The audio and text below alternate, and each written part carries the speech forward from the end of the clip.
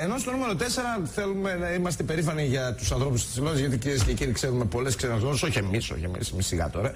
Ο Αυτιάς, ο Γιώργος Αυτιάς, απολαύστε τα άπτεστα ελληνικά, ρουμάνικα που μιλάει ο Αυτιάς, που μόνο κάποιος από τη Ρουμανία μπορεί να τα καταλάβει, γιατί έχει και καλή προφορά.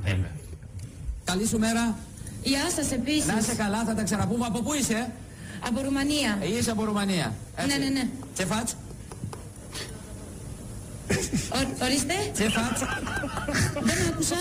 Άστο, δεν πειράζει. Σε ρώτησα τι κάνεις στα ρουμάνικα. Έχει μπερδέψει τα ρουμάνικα με τα ποντιακά. Δεν φτάσει. Α, δεν είναι πόντιο Ρουμάνα.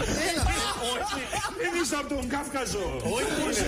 Σας είναι λίγο χαμηλοκόλλα, γι' αυτό το είπα. Συγγνώμη. Τσίπκαλα, κύριε Αυτιά, τσίπκαλα. Τι το θες στο ρουμάνικο, παιδιά. Από πού είστε, από τη Ρουμανία, δεν φτάσει. Όλος ο κόσμος ποντιακά μιλάει.